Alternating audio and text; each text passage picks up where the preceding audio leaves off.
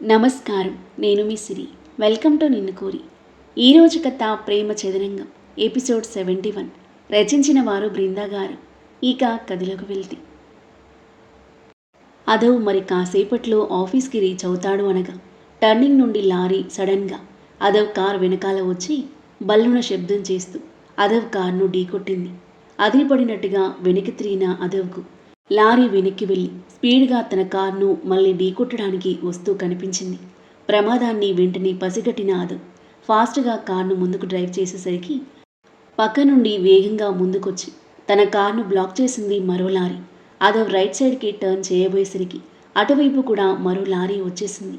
Left side చెట్ల పొదలు ఉంటే మిగతా 3 దిక్కులు లారీలతో రౌండప్ చేసి అదవ్ కార్ మూవ్ అయ్యే పరిస్థితి లేకుండా లాక్ చేసి వెంటనే 3 లారీలు వేగంగా కాస్త వెనక్కి వెళ్ళి ఒక్కసారి అదవ్ కారు మీదకి మృత్యువులా వేగంగా దూసుకొచ్చాయి. వెంటనే అలర్ట్ అయిన అదవ్ లారీలో తన కార్ను బలంగా ఢీకొట్టేలోపే కార్ డోర్ తీసుకుని లెఫ్ట్ సైడ్ దూకేశాడు. ఆ వెంటనే లారీలు ఢీకొట్టడంతో డామని పేలిపోయిన కారుకు మంటలు ఉవ్వెత్తున వ్యాపించాయి. క్షణకాలంలో జరిగిన ఈ సంఘటనకు అదవ్ కార్ నుండి దూకుతాడు అని ఏమాత్రం ఎక్స్పెక్ట్ చేయని ఆ 3 లారీ డ్రైవర్లు అదవ్ ఆ మంటలో సజీవ దహనం అయిపోతున్నాడు అనుకుని సంబరపడుతూ క్రూరంగా నవ్వుతున్నారు.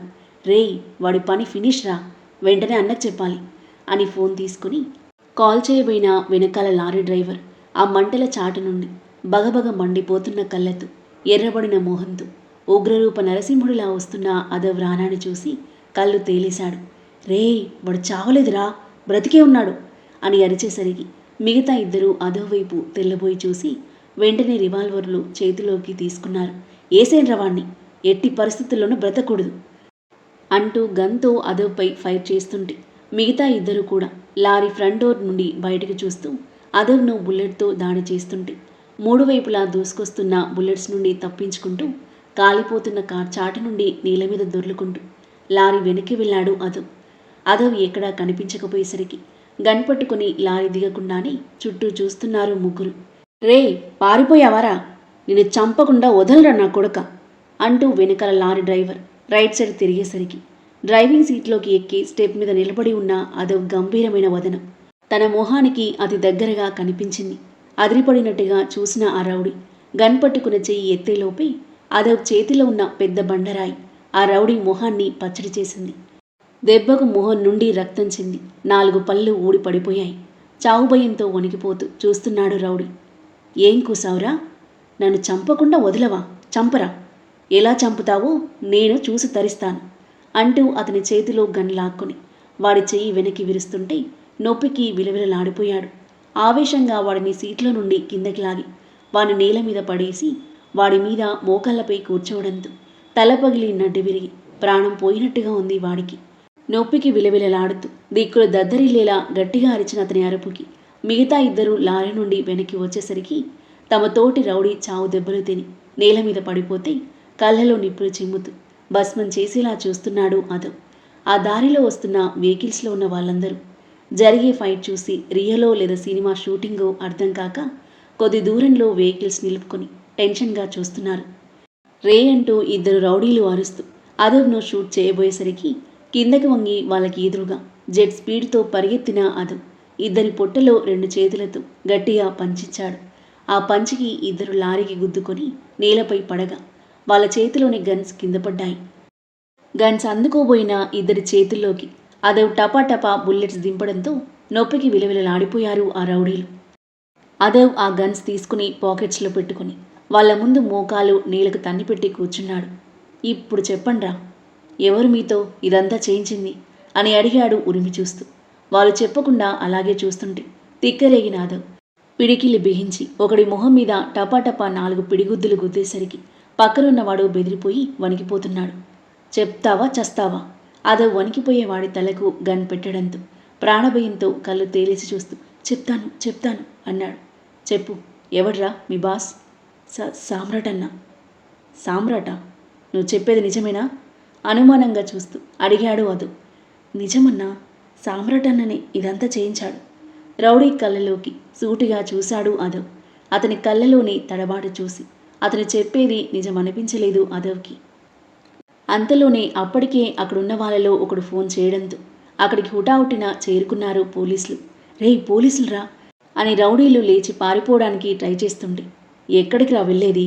వాళ్ళ కాలర్ పట్టుకుని ఆపాడు Adav. Good morning sir.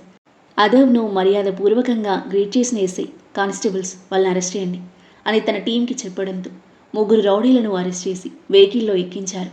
Sir ఏం జరిగింది? ఎవరు అటాక్ చేయించుంటారు అని ఎస్ఐ గారు ఆరా తీస్తుంటే జరిగింది చెప్తున్నాడు అదవ్. మరోవైపు మీటింగ్కి టైం అవుతుండడంతో అదవ్కి ఫోన్ చేసిన Prem, Adav phone switch off వస్తుండడంతో ఇషుకి కాల్ చేశాడు. Hello Prem, how are you? Good Ishu, నువ్వు బాగున్నావా? బాగున్నాను. ఎక్కడున్నావు? ఆఫీస్లో. అదవ్ కూడా నీతోనే ఉన్నాడా? లేడు, తను అప్పుడే ఆఫీస్కి వచ్చేసాడుగా. అలాగా, ఇంకా రాలేదు. ఫోన్ చేస్తే స్విచ్ ఆఫ్ వస్తుంది. అవునా, ఎక్కడైనా ఆగి ఉంటాడు, వచ్చేస్తాడులే. ఓకే బాయ్ అని ఫోన్ పెట్టేశాడు. ఏదైనా వర్క్ ఉంటే చెప్పేవాడు కదా, పైగా ఫోన్ కూడా స్విచ్ ఆఫ్ వస్తుంది. ఏమై ఉంటుంది అని ఆలోచిస్తూ జీవా పిలవడంతో మీటింగ్ టేకప్ చేయడానికి వెళ్ళాడు ప్రేమ్. వచ్చేస్తాడులే అని ప్రేమ్కి కూల్గా చెప్పనైతే చెప్పింది, కానీ ఇష్యూ కూల్గా ఉండలేకపోతుంది. 1 అవర్ అయింది తను రిటర్న్ అయ్యి. ఈ పాటికి ఎప్పుడో వెళ్ళిపోయి ఉండాలి, కానీ ఇంకా వెళ్ళకపోవడం ఏంటి? అండ్ ఫోన్ కూడా స్విచ్ ఆఫ్ అయింది అంటే ఈజ్ ఎనీథింగ్ రాంగ్? ఇషు మనసులో గుబులు మొదలైంది. వెంటనే తన ఫోన్ తీసుకుని అదవ్ నెంబర్కి డయల్ చేసింది. స్విచ్ ఆఫ్ రావడంతో చిన్నగా నిట్టూర్చి, మేడం సైన్ చేయండి. నేహ ఫైల్స్ ముందు పెట్టడంతో ఆలోచిస్తూనే సైన్ చేస్తూ ఉంది ఇషు. మీటింగ్లో ఉన్న ప్రేమ్ ఫోన్ రింగ్ అవ్వడంతో తీసి చూశాడు. అన్నోన్ నెంబర్ చూసి సైలెంట్లో పెట్టబోయి అదవ్ అయ్యుంటాడేమో అని అనుకుని లిఫ్ట్ చేశాడు. హలో ప్రేమ్, నీకు లొకేషన్ సెండ్ చేస్తాను, వచ్చేరా. ఏమైందిరా ఆందోళనగా అడిగాడు ప్రేమ్. నథింగ్ సీరియస్, వచ్చాక తెలుస్తుంది. అదవ్ ఫోన్ పెట్టేయడంతో తననే చూస్తున్న స్టాఫ్ వైపు చూసి, meeting will be continue later అని చెప్పేసి బయటికి పరిగెత్తి ఫాస్ట్గా కార్ స్టార్ట్ చేసి 5 నిమిషాల్లో లొకేషన్కి చేరుకున్న ప్రేమ్ మంటల్లో కాలిపోయిన అదవ్ కార్ను చూసి ఒక్కసారిగా షాక్ అయిపోతూ టెన్షన్ పడిపోతూ అదవ్ కోసం చూసేసరికి పోలీస్ వాళ్ళతో మాట్లాడుతూ కనిపించాడు. అమ్మయ్య అని నిశ్చింతగా బ్రీత్ తీసుకుని అదవ్ దగ్గరికి పరిగెత్తాడు. అదవ్, ఏమైందిరా? ఆ కార్ బర్న్ అవ్వడం ఏంటి? నీకు గాయాలేంటి? కార్లో నుండి దూకడం వల్ల నుదుటిన చేతికి తగిలిన దెబ్బల్ని చూస్తూ ఆందోళనగా అడిగాడు ప్రేమ్. సార్, అటెంప్ట్ మర్డర్ అని ఎఫ్ఐఆర్ ఫైల్ చేసి కేసు ఇంట్రాగేట్ చేస్తాం. వాళ్ళని ఎట్టి పరిస్థితుల్లోనూ వదలం, మీరు సేఫ్గా ఉండండి అని ఎస్ఐ వెళ్ళిపోవడంతో, రే అటెంప్ట్ మర్డరా? షాక్తో కళ్ళు పెద్దవి చేశాడు ప్రేమ్. అవును కానీ పద అన్నాడు కారు వైపు కదులుతూ. రే, నిన్నెవడు చంపాలనుకున్నాడురా? చంపేంది శత్రులున్నారా నీకు? ఎవడ్రా దుర్మార్గుడు ఇంతకు తెగించింది? దొంగ రాస్కిల్, వాణ్ణి బ్రతకనివ్వకూడదు కోపంతో రగిలిపోతూ అన్నాడు ప్రేమ్. అదంతా పెద్ద స్టోరీ, తీరిగా చెప్తాను. తల పగిలిపోతుంది, త్వరగా పద. నువ్వు బాగానే ఉన్నావుగా? ఇంకా ఇంటర్నల్గా ఏమైనా దెబ్బలు తగిలాయా? లేదురా, కారులో నుండి దూకేటప్పుడే లైట్గా తగిలాయి అంతే. ప్రేమ్ తనని గట్టిగా హక్ చేసుకున్నాడు. నువ్వు దూకకపోయింటే ఏం జరిగి ఉండేదో తలుచుకోవడానికే కష్టంగా ఉందిరా. ఇట్స్ ఓకేరా, ఏం అవ్వలేదుగా అన్నాడు అతని భుజంపై తట్టి. జాగ్రత్తగా ఉండు, వాడిని వెంటనే పట్టుకుని చంపేయాలి. ఐ కెన్ డూ ఇట్, కానీ చేయలేని పరిస్థితి అనుకుంటూ అదవ్ కారులో కూర్చోగా అర్థం కానట్టుగా చూస్తూ కార్ స్టార్ట్ చేసిన ప్రేమ్ ఫాస్ట్గా డ్రైవ్ చేస్తూ హాస్పిటల్ ముందు కార్ ఆపాడు. డాక్టర్ అదవ్కి ట్రీట్మెంట్ చేస్తుంటే పక్కన నుండి బాధగా చూస్తున్నాడు ప్రేమ్. తలకి కట్టుకట్టి నుదుటిన బ్యాండెడ్ వేసి పడడం వల్ల కొద్దిగా ఫ్రాక్చర్ అయిన రైట్ హ్యాండ్కి పట్టీ వేస్తున్నారు. కొన్ని రోజులు హ్యాండ్ని కదల్చకూడదు, కేర్ఫుల్గా ఉండాలి అని చెప్తూ డాక్టర్ కట్టుకడుతుంటే నొప్పిని పంటి బిగువున భరిస్తూ కళ్ళు మూసుకున్నాడు అదవ్. ఫోన్ మోగడంతో తీసి చూసిన ప్రేమ్ ఈశాన్వి నుండి కాల్ రావడంతో లిఫ్ట్ చేసి బయటకు వెళ్ళాడు. హలో ప్రేమ్, ఆఫీస్కి వచ్చాడా మీ ఫ్రెండ్? ఆఫీస్కి రాలేదు, హాస్పిటల్కి వచ్చాం. హాస్పిటలా? ఎందుకు? ఆందోళనగా అడిగింది ఈశాన్వి. వాడికి యాక్సిడెంట్ అయింది ఇషు. ప్రేమ్ మాటలకు ఇషు గుండాగినంత పనైంది. వాట్, యాక్సిడెంట్ అయిందా అని దిగ్గున చైర్ల నుండి లేచి, ఏ హాస్పిటల్ అంది వణుకుతున్న గొంతుతో. ప్రేమ్ హాస్పిటల్ పేరు చెప్పడంతో కాల్ కట్ చేసి పరుగులాంటి నడకతో వెళ్ళిన ఇషు ఫాస్ట్గా కార్ స్టార్ట్ చేసుకుని జెట్ స్పీడ్తో డ్రైవ్ చేస్తుంది.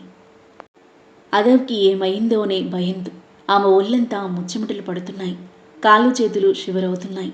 కళ్ళ నిండుగా కన్నీళ్లు చేరి రోడ్డు మసకగా కనిపిస్తుంటే కళ్ళ నీళ్లు తుడుచుకుంటూ రోడ్డుపై వెహికల్స్ ఓవర్టేక్ చేస్తూ స్పీడ్గా డ్రైవ్ చేస్తూ హాస్పిటల్కి చేరుకుంది. కారు దిగి ఫాస్ట్గా లోపలికి పరిగెత్తిన ఇషు రిసెప్షనిస్ట్ వద్ద ఎంక్వైరీ చేసి అదవ్ వాడికి పరుగు తీసింది.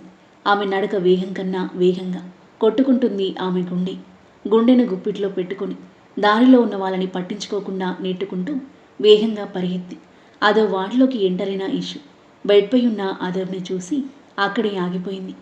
తలకు మొహానికి చేతికి కట్లతో ప్రేమ్తో మాట్లాడుతున్న అదవ్ని చూసి పోయిన ప్రాణం తిరిగి వచ్చినట్లయింది ఇషుకి.